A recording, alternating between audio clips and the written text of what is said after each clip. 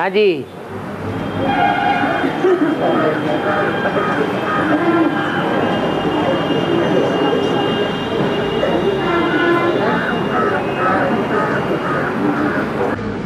जो ज्ञानी मर्ज होगा, जो ज्ञानी मर्ज होगा अंत में सब में एक जैसा रहेगा कि नंबर वन। जिसने जितना याद किया होगा उतना ज्ञान इमर्ज होगा।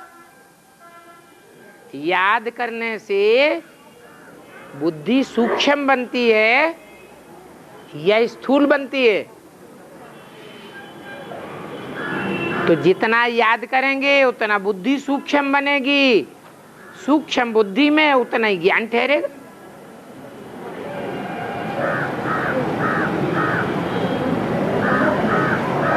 और प्रत्यक्षता हो जाएगी तो सब, जब बाप की प्रत्यक्षता हो जाएगी भगवान, तो सभी माताएं, सभी माताएं, सभी आत्माएं टीचर बन जाएंगी। नहीं नहीं, उसके बाद भी पुरुषार्थ चलेगा याद का। लक्ष्मी नारायण का पुरुषार्थ संपन्न होगा कि सबका हो जाएगा।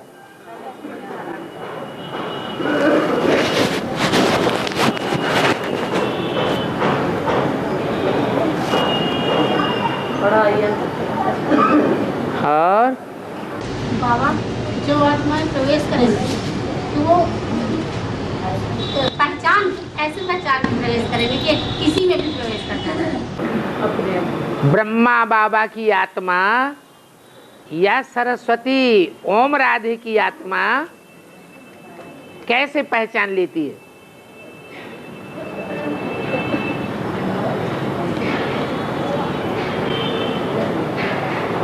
ये तो जन्म जन्म का 63 जन्मों का हिसाब किताब है। जिनके साथ हिसाब किताब है उनको पहचानने में देरी लगेगी क्या? क्या उधर से पहचानने के लिए तो शरीर की जरूरत से निकलना। जब शरीर में प्रवेश करेंगे तब ना पहचान पाएंगी। अरे बिना शरीर के कैसे प्रवेश करेंगे? और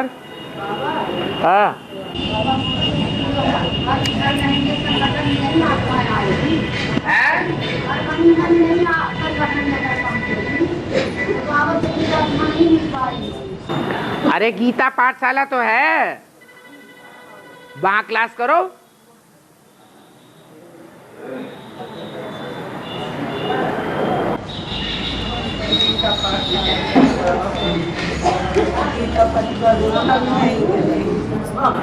अब जिनका लगाव होगा 63 जन्मों का सो आएंगे, जिनका लगाव नहीं होगा परिवार से, मुसलमानों क्रिश्चियन से लगाव होगा तो वही जाएंगे।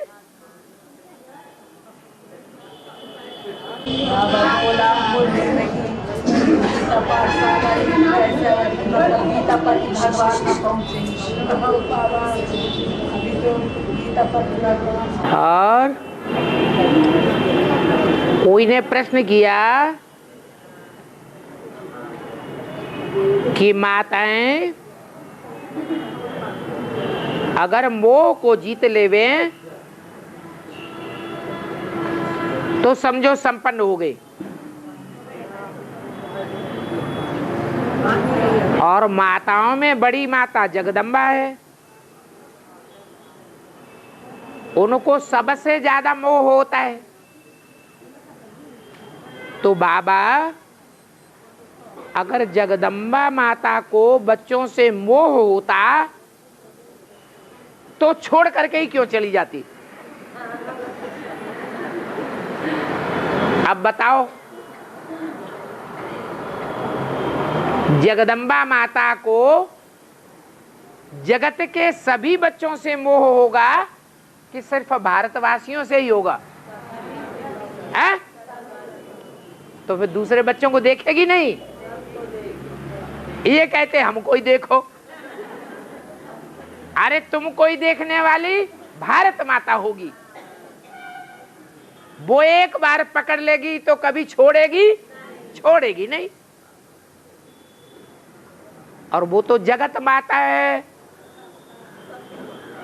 क्रिश्चियंस की भी माता है, बौद्धियों की भी माता है, इस्लामियों की भी माता है।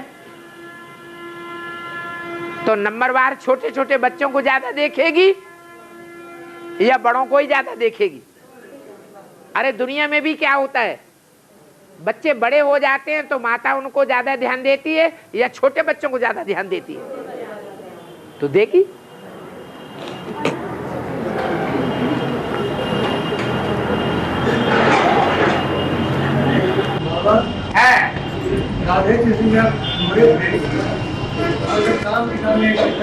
है काय में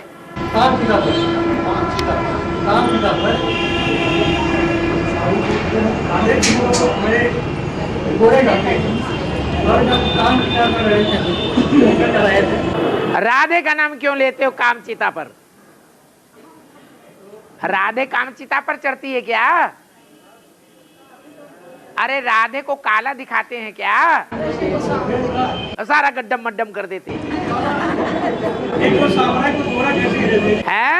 देखो सामराय को गोरा ऐसे जोड़ा यही होता है। अरे जोड़ा को नहीं सामरा दिखाया जाता, सिर्फ कृष्ण को सामरा दिखाते हैं, राधे को तो गोरा ही दिखाते हैं। हाँ कृष्ण को श्याम सुंदर कहते हैं, राधे को श्याम सुंदर है? कृष्ण को श्याम सुंदर कहते हैं और राधे को श्याम सुंदर क्यों नहीं कहते? राधे को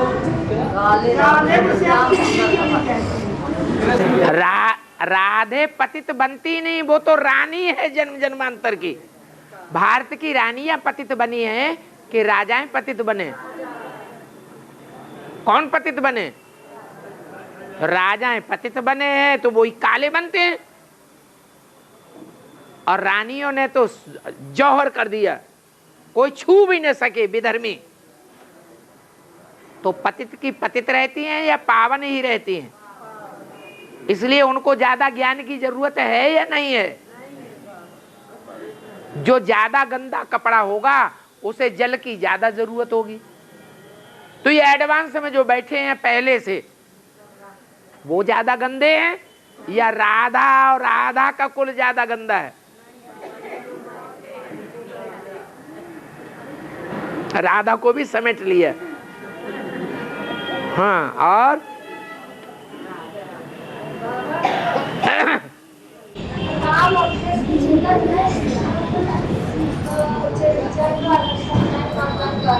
अरे हाथ उठा दो, पता ही नहीं लगता कहाँ से बोल रहे हैं।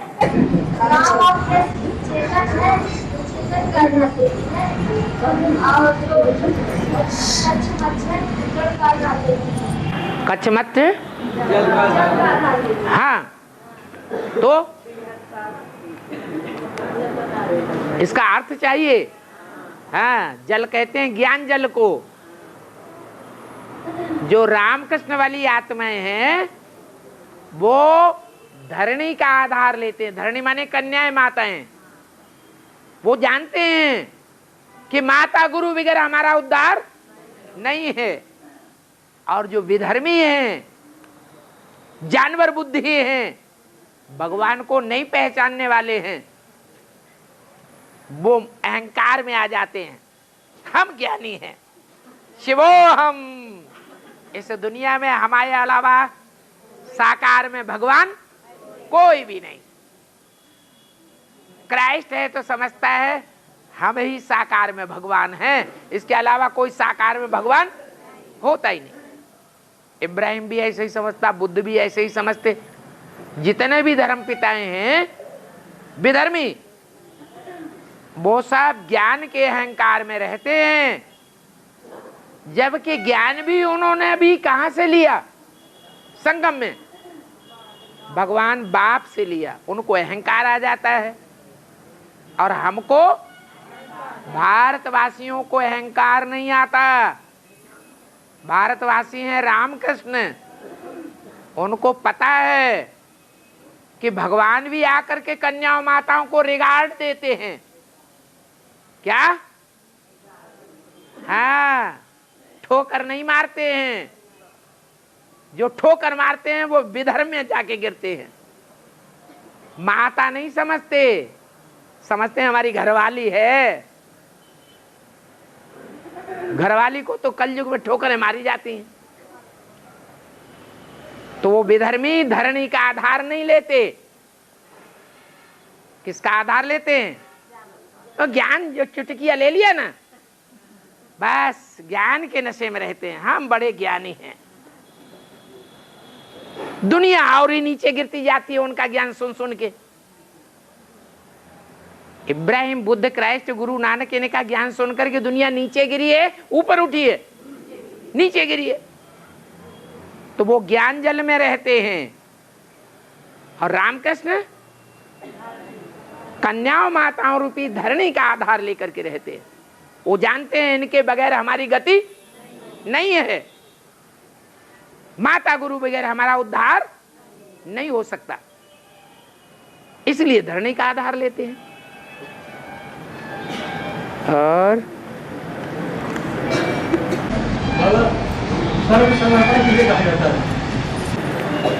सर्व समर्पण कहा जाता है तन, मन, धन, समय, संपर्क, संबंध सब स्वाहा, सब ईश्वरीय सेवार्थ।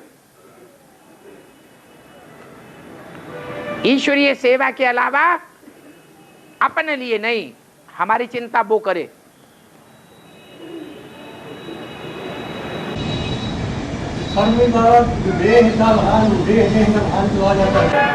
देवान आ जाता है तो देवान को मिटाने के लिए तो कहा कि अपन को क्या समझो? आत्मा समझो तो देवान मिटेगा। Practice makes a man perfect. Gita में भी यही बात कही है, अभ्यास है न तो योग्य।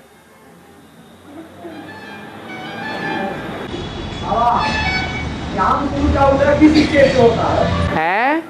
ज्ञान गुरु का उदय किस स्टेज में होता है? किस? ज्ञान गुरु का उदय हाँ, किस राज्य में होता है? किस राज्य में होता है?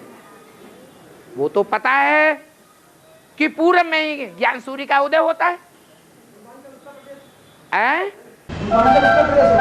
उत्तर प्रदेश कोई यू पूरब में है क्या?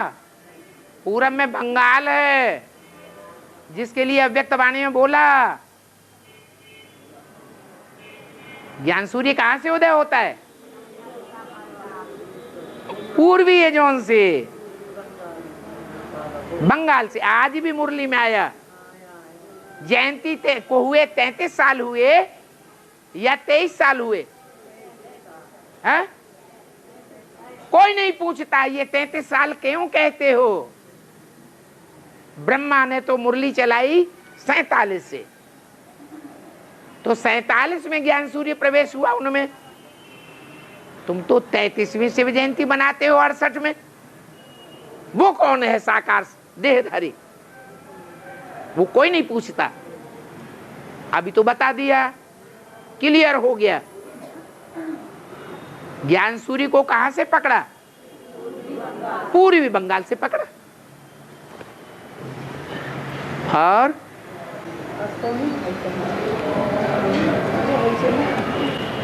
और अभी भी दिल्ली है स्थापनाकारी। अव्यक्तवाणी में बोला, दिल्ली है स्थापनाकारी, बंबई है विनाशकारी। और आवाज कहां से निकलेगा? कलकत्ते से आवाज निकलेगा। तो जहां से आवाज निकलेगा वहीं से प्रत्यक्षता होगी।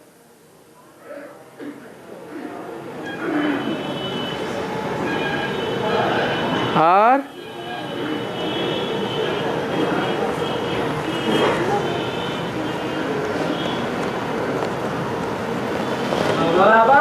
हाँ जी, ज्ञानी बच्चों को भगवान वरदान दे रखे हैं कि आपके सभी परिवार के चलेंगे जो भी परिवार में होंगे।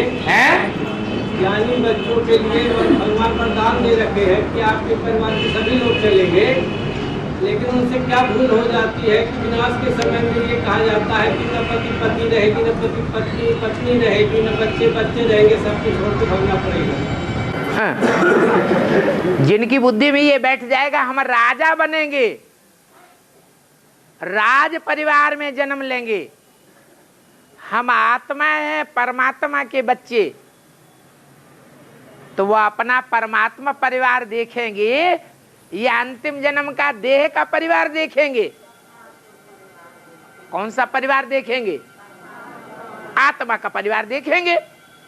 वो आत्मा का परिवार है ही 108 का, जो राजा बनने वाले उनके लिए, और जो राज परिवार में जन्म लेने वाले हैं उनके लिए 16,000 का परिवार है। बाकी से अंतिम जन्म तमो प्रधान जन्म का देह के संबंधी जो याद करते रहे मेरे मेरे मेरे, वो क्या पद पावेंगे? अरे मेरे कौन जो मुझे सुख दें या दुख दें? हैं? तो सतो प्रधान जन्म में जो सतो प्रधान संबंधी मिले थे वो हमारे अपने हैं, या इस तमो प्रधान जन्म में संबंधी मिले हैं जो दुखी ही दुख देकर दे रहे हैं, वो मेरे अपने हैं? मेरे अपने कौन हैं? समझ में ही नहीं आता है। आया समझ में? आ गया है।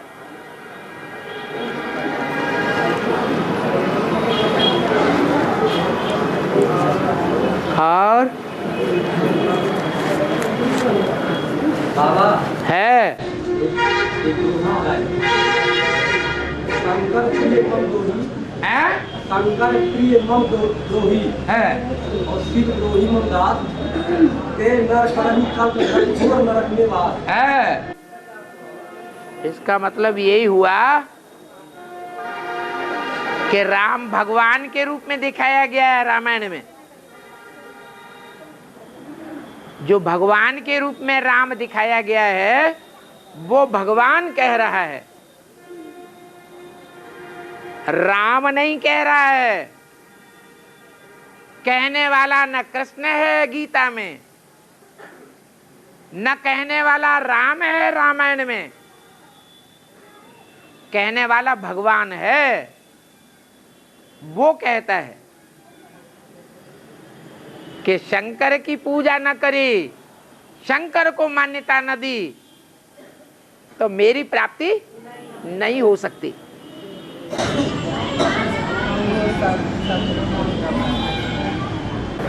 शिवद्रोही मम दास कहावा, सो नर सपने मोह न पावा। देवताओं को प्राप्त करेगा, भूत प्रेतों को प्राप्त करेगा, लेकिन मेरे से प्राप्ति नहीं करेगा। और रावण एक देश की आंखें और फिरे सुबह बहुत प्रभु पर बरसे, इसका क्या पूरा बाबा? अर्थ बताओ पहले।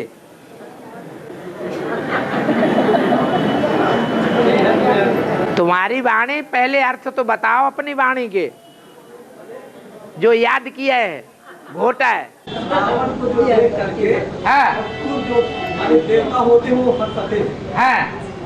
फिर माने फिरे सुबह बहुत प्रभु पर बरसे, माने फिरे सुबह बहुत प्रभु पर बरसे, इसका अर्थ क्या होगा? सुमन किसे कहते हैं? बाबा अरे सुमन माने फूल। जो सुखदाई होते हैं वो फूल किसके ऊपर गिरेंगे? भगवान के ऊपर गिरेंगे, देवताओं के ऊपर गिरेंगे, और किसके ऊपर गिरेंगे?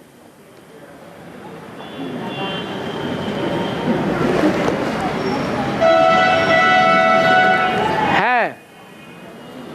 और अरे माता जी कुछ पूछ रही थी, बोलो। बाबा एक काली है, एक महाकाली। काली और महाकाली है। कौन माता है काली का? काली माने व्यभिचारिणी और महाकाली माने महाव्यभिचारिणी। जगदम्बा काली बनती है लेकिन महाव्यभिचारिणी नहीं बनती है। और जो इस्लाम धर्म में है, इस्लाम धर्म की कोई बीज है वो महाकाली बनती है।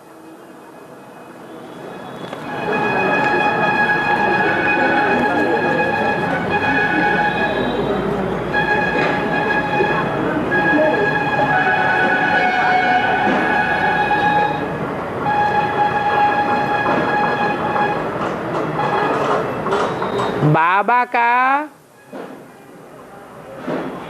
क्लास ज्वाइन करने के बाद कोई शिवालय या मंदिर में पूजा अर्चना के लिए जाना चाहिए या नहीं?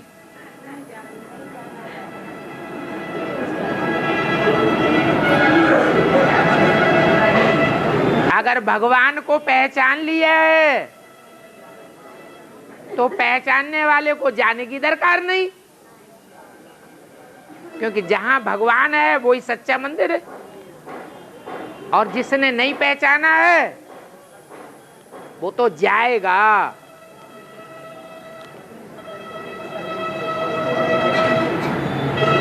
इसलिए किसी को भक्ति करने के लिए मना नहीं करना है कि मंदिर मस्जिद गिरजाघर गुरुद्वारे में नहीं जाओ। नहीं पहचाना है तो 20 बार जाओ, माथा रगड़ो, और जब पहचान हो जाए तो फिर खुद ही समझ जाएंगे कि यहाँ जाने की कोई जरूरत नहीं है।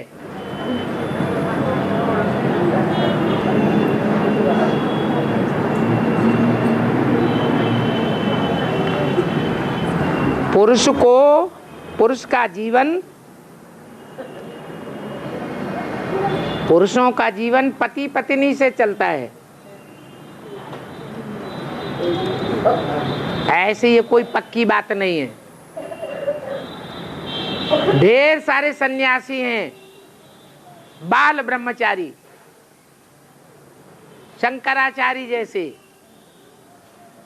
उन्होंने तो जिंदगी में शादी नहीं की तो उनका जीवन नहीं चलता है क्या? है, चलता है। लेकिन वो जीवन जीवन नहीं है, क्योंकि जीवन का असली आनंद तो बाबा आकर के सिखाते हैं प्रवृत्ति मार्ग में, कि प्रवृत्ति मार्ग में ही सुख है, निवृत्ति मार्ग में सुख नहीं है। और प्रवृत्ति मार्ग में भी जो पवित्र प्रवृत्ति मार्ग है उसमें असली सुख है। परंतु यहाँ पूछा है, मनुष्य पुरुष पत्नी के बगैर अधूरा है। पत्नी पुरुष के बगैर अधूरी है। पुरुष की प्रगति में पत्नी का विशेष योगदान होता है, ठीक है, परंतु पत्नी को वैश्या का दर्जा क्यों दिया जाता है? कौन से युग में दिया जाता है? सतयुग त्रेता में नहीं दिया जाता है, द्वापर कलयुग में दिया जाता है, जिस दुनिया को वैश्यालय कहा जाता है।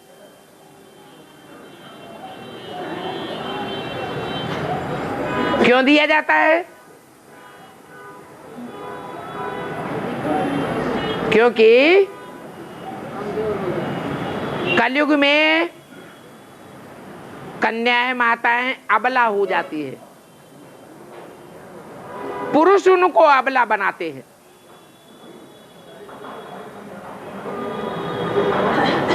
बलहीन बना देते हैं।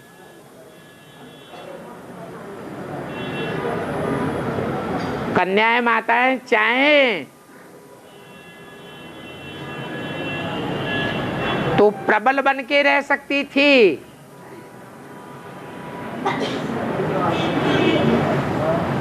लेकिन उन्हें एक पति परमेश्वर की पहचान ही नहीं होती।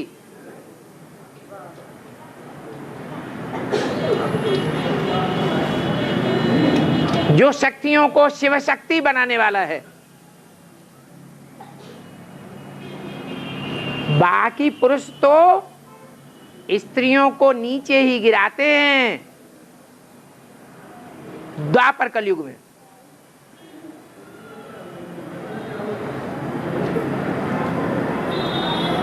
कन्याएं माताएं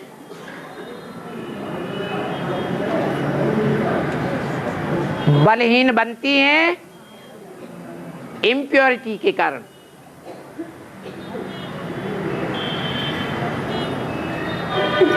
और धर्मों के प्रभाव में आ गए।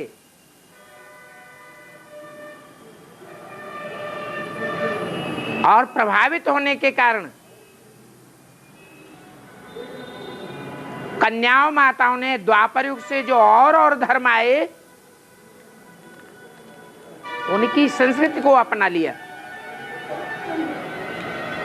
और धर्मों में तो वैश्यावृत्ति की खुली छूट है, क्योंकि उनकी तो जनरेशन ही नहीं होती। अपनी जनरेशन को बढ़ाने के लिए वो वैश्यावृत्ति को तरजीह देते हैं। ज्यादा बच्चे पैदा होंगे तो हमारे धर्म की आबादी ज्यादा बढ़ेगी। उन और धर्मों की तो आबादी नहीं दुनिया में होती है। इस बात को भारत की कन्या माताएं नहीं पहचान पाती, इसलिए अबला हो जाती है।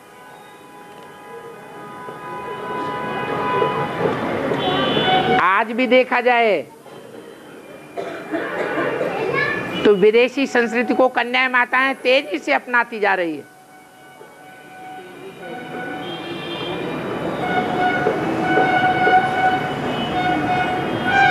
बहुत शादियां करना ये और धर्मों की प्रथा है, भारत की प्रथा नहीं है, भारत की परंपरा नहीं है। भारत में पवित्रता को विशेष तरजीह दी जाती रही।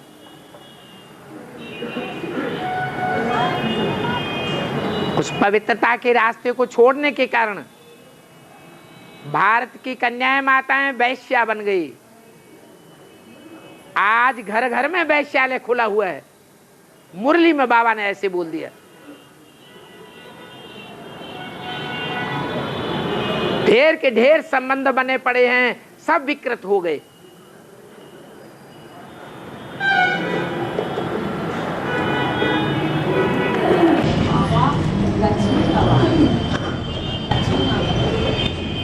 लक्ष्मी माता का वाहन है जी। लक्ष्मी माता का वाहन जब आप आवाहन करेंगे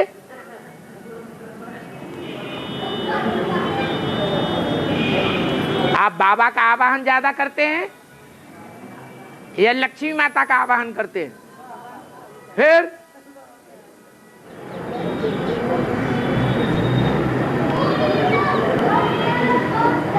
पंजाब के वार्तालाप में बाबा ने कहा था 5 विकारों को भस्म नहीं करना है।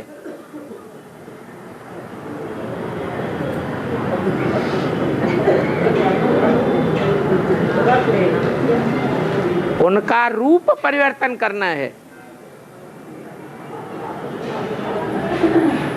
शंकर के लिए गायन है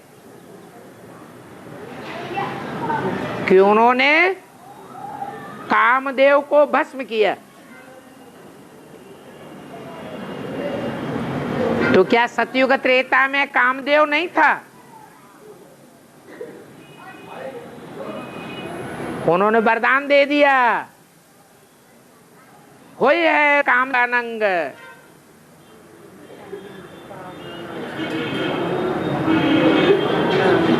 काम विकार का विकृत करने वाला वो अंग नहीं होगा।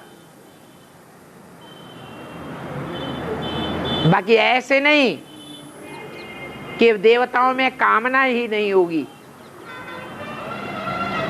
अगर कामना ही नहीं होगी तो बच्चों की पैदाइश कहां से होगी?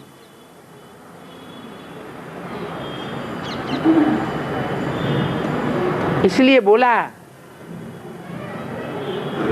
कि काम विकार को भस्म नहीं करना है सदैव के लिए।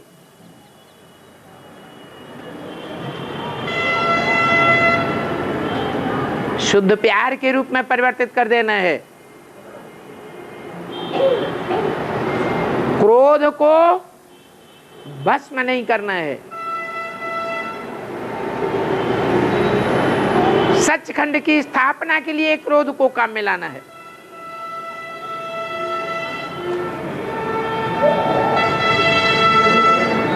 लोभ को भस्म नहीं करना है। विश्व की बादशाही का लोभ काबिज रखना है।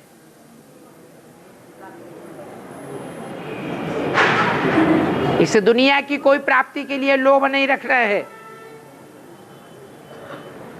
आने वाली भविष्य नई दुनिया के लिए लोभ को काबिज रखना है। मोह को भस्म नहीं करना है। अनेक से मोह निकाल करके एक में लगाना है।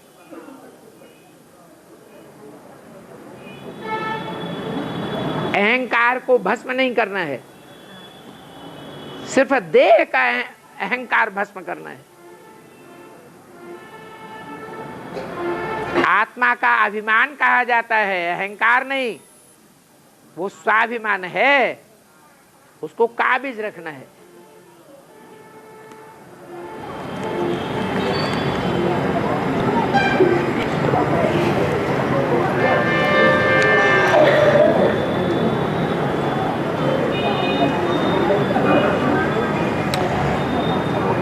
बाबा लक्ष्मी को धन नारायण से मिलता है।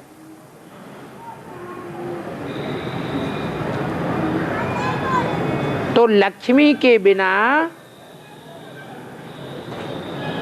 जगन्नाथ धनहीन क्यों हो जाता है?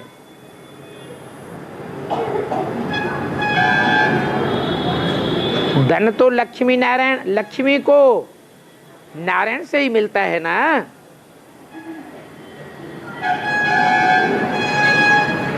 तो लक्ष्मी को धनहीन होना चाहिए।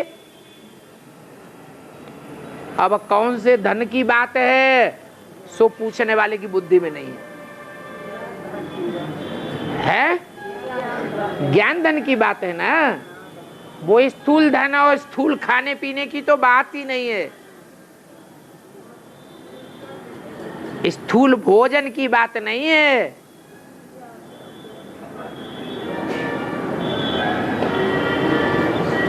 जो जगन्नाथ के सीरियल में दिखा दिया है,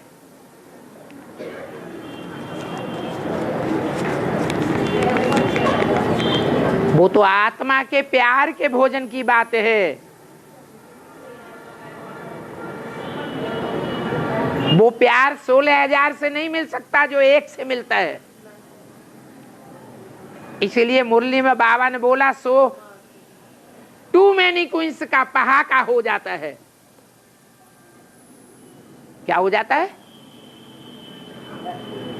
बहुत ज्यादा रानियों का पहाका हो गया।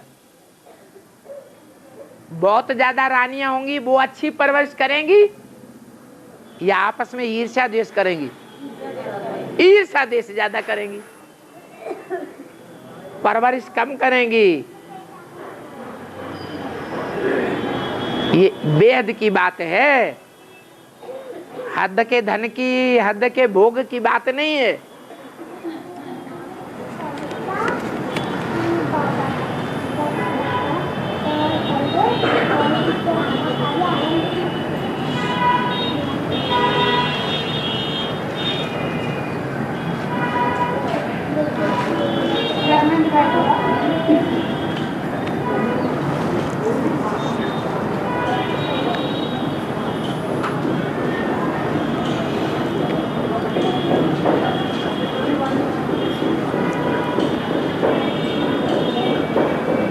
बाबा ने कहा है अपन को देखना चाहिए, हम कोई अशुद्ध खान पान तो नहीं खाते हैं।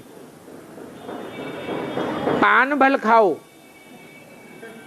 क्योंकि देवताओं के मंदिर में पान तो चढ़ाते हैं ना, तो पान भल खाओ। तो बाबा पान खाने के लिए बाबा ने भल शब्द क्यों लगा दिया?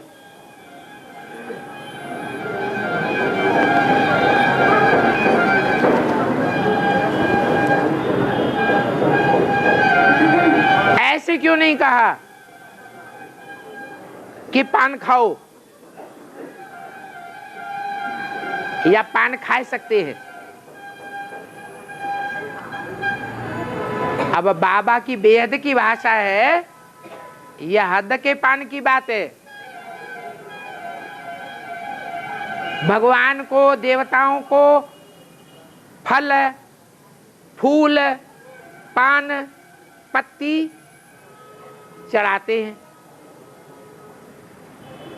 शिव के मंदिर में आक, धतूरे और गुलाब के फूल चढ़ाते हैं। तो ये स्थूल फूलों की बात है या बेहद की फूलों की बात है? तो यहाँ वो पान की तो बात ही नहीं है जो खा करके मुंह लाल कर लेते हैं।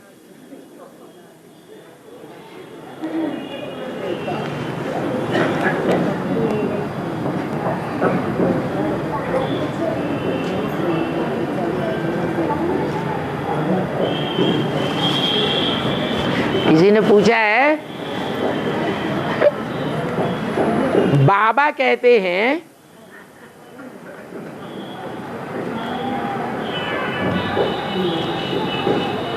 कौन कहते हैं? बाबा कहते हैं। माने किस तरफ इशारा जा रहा है पूछने वाले का? बाबा की तरफ इशारा है खास। बाबा कहते हैं कि बाबा ने मुरली में ये कहा, अव्यक्त वाणी में ये कहा, तो बाबा स्वयं ये कहते हैं। ऐसा कहने का भाव क्या है?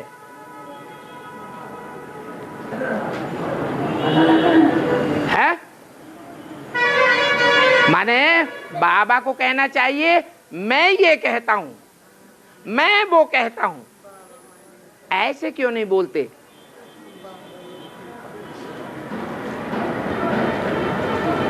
जैसे ब्रह्मा बाबा की मुरली में आता था, ऐसे डायरेक्ट क्यों नहीं बोलते?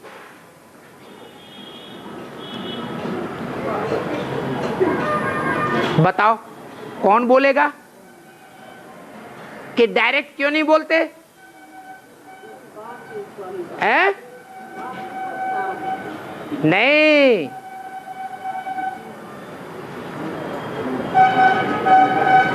एक ही शख्सियत ऐसी है 500-700 करोड़ के अंदर जो ज्योति बिंदु शिव को भगवान मानने वाली है।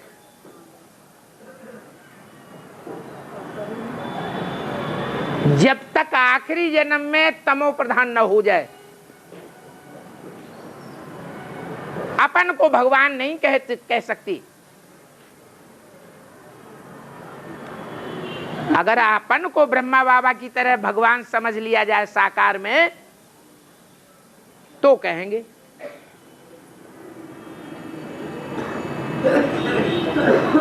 अभी गुप्त पाठ चल रहा है या अपन को प्रत्यक्ष करने का पाठ चल रहा है?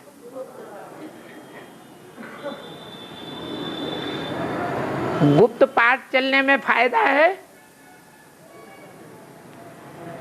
या प्रत्यक्ष करने में फायदा है? और जो स्वयं को प्रत्यक्ष करे वो ज्यादा श्रेष्ठ है या बच्चे बाप को प्रत्यक्ष करें वो ज्यादा श्रेष्ठ है? तो वो बाप ही क्या जो अपन को प्रत्यक्ष करे। बाप का काम है, मुरली में बोला है, फादर सोज सन्स और सन सोज फादर। इसी बात में भलाई है।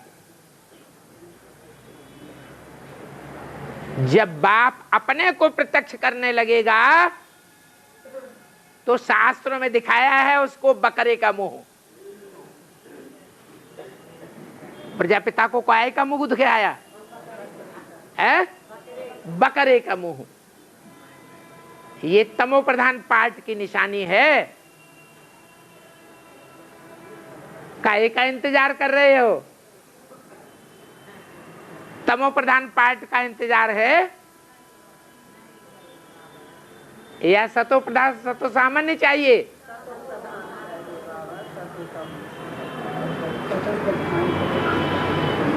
एक ही तो खास परीक्षा है।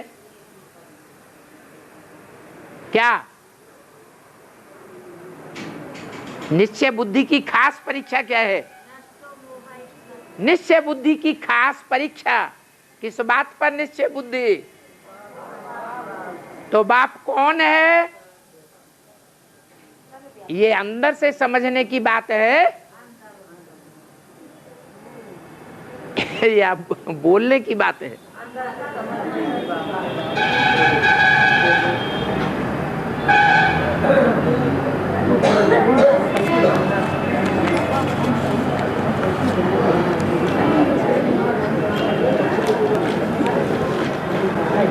हाँ बाबा, लास्ट में एक ही ट्रेन चलेगी माउंट आबू में जाने के लिए।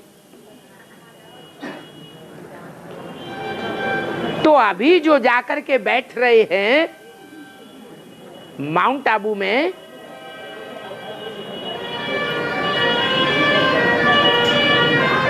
उनको तो ट्रेन की कोई चिंता ही नहीं है। वो तो लास्ट ट्रेन की परवाह ही नहीं करते। ऐसा क्यों? तो बाबा ने माउंट आबू में प्रॉपर्टी खरीदने के लिए बोला है या वहां जाकर के बैठने के लिए बोला है? हैं? सिर्फ खरीदने के लिए बोला है कि बैंकों में, कंपनियों में, इंश्योरेंस में, इंश्योरेंस कंपनी में या विदेशी बैंकों में पैसा डालने से अच्छा है कि माउंट आबू में जाकर के डालो। वहां बैठने के लिए थोड़ा ही बोल दिया।